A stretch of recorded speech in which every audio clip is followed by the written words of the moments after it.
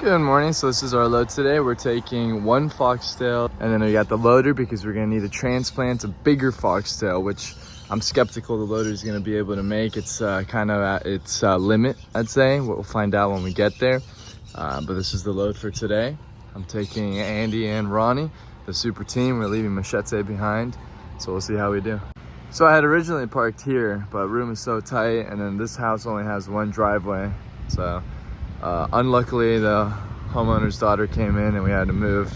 I did just want to get the machine off, and then I scooted over here to the street.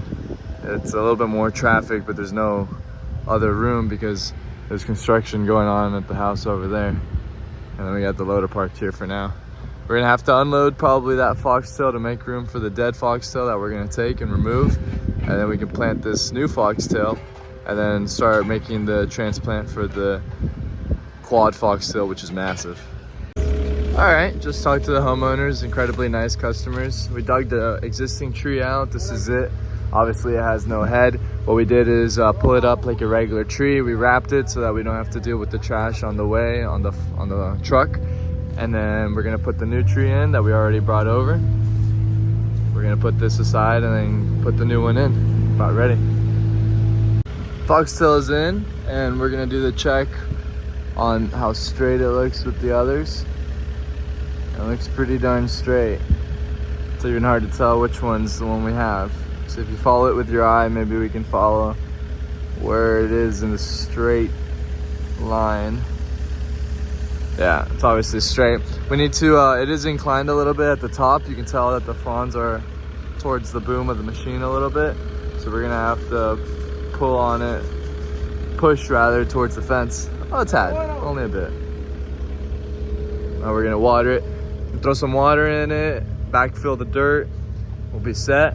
And then the monster over there awaits. And this is the big monster foxtail that we need to transplant.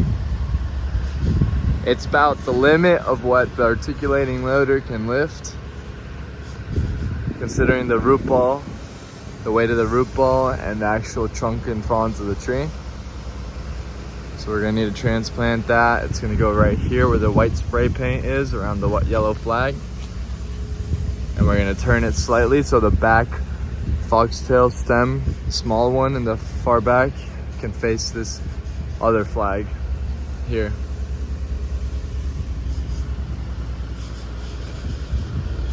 Soil seems to be kind of soft, which is great for the palm trees. Good for us to dig through as well. You can tell that there is obviously a good amount of roots, which will get in the way of the shovel going down.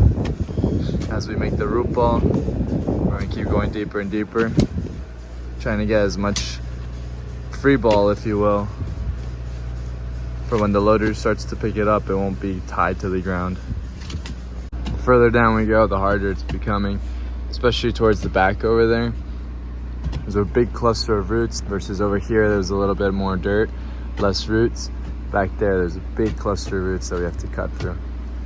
Sooner or later we're gonna have to sharpen our shovels to keep going. Okay, so two things to bear with me on. One, it's windy, my hair's gonna get in my face a lot, and it's been getting in my face, so it's a little messy.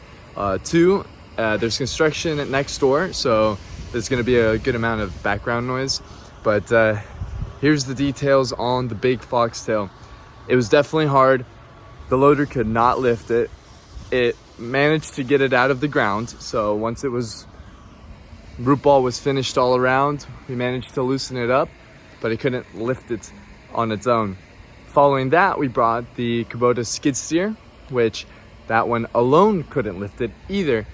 And then we had to multitask with both machines to move it.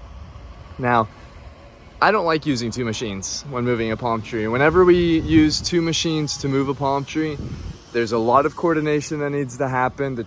Especially, this one wasn't a single, this was a quad with a baby in the back, so 5 stems. That's not fun to deal with when you have two machines. It got scratched up a bit. One machine does stuff, then the other one gets hit around the boom. And now this is you can tell when this one gets hit because of the type of wood. You're gonna see it in just a bit. It did get scratched up. But this is how it turned out. We managed to get it in. She's staked, she's getting watered, and we're doing our best to let her root in and get comfortable in her new spot. a lot of plants, a lot of watering gonna need to happen. And then here is the worst part of the scarring. Again, this is due to overweight plant, right? So it's a little harder to control. And then following that, 2 machines. I wasn't able to record the whole time because I was operating the skid steer. Meanwhile, Andy had the front loader. I was grabbing the, let me see, I forgot already, because we rotated it about 90 degrees. That small one was facing the fence, now it's facing that way. I was grabbing, I believe, these 2 here. At some point, I went to grab these 2, and Andy was with the loader rotating it whenever we had it out of the hole, and then grabbing onto this one and the one back there. You kind of see where the straps grabbed on that one, probably on this one too. And the excavator helped dig the hole. It was a huge hole. We scooted it about 10 feet from where it was previously. It was a good amount of effort for only 10 feet, but it's a good spot for it. There's gonna be clusia hedge in the back. Those are gonna fill out nicely, so it won't be so much empty space.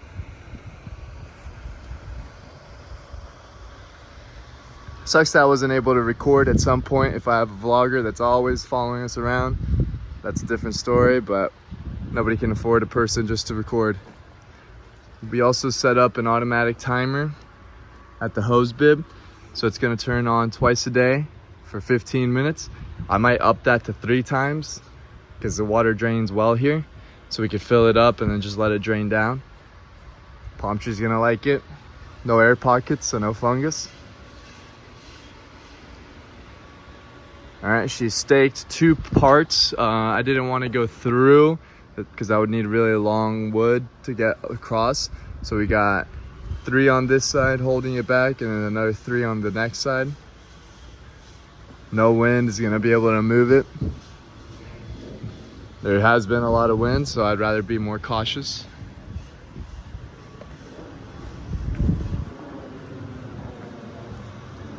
She did get bruised up a bit. Now, following the hose, we have a setup with the brand new Orbit timer. It's 2:33 right now. And what this does is we can set the time. So if I want start time at 5 in the morning, how long, and then how often. Right now it's at twice a day, every 12 hours. I might want to do every 6 hours. That's 4 times a day. Yeah, let's do 6. And then you put it back on auto, and then it turns on every 6 hours. In this case, I'm gonna turn it on now for 10 minutes manually, and then we just follow the hose.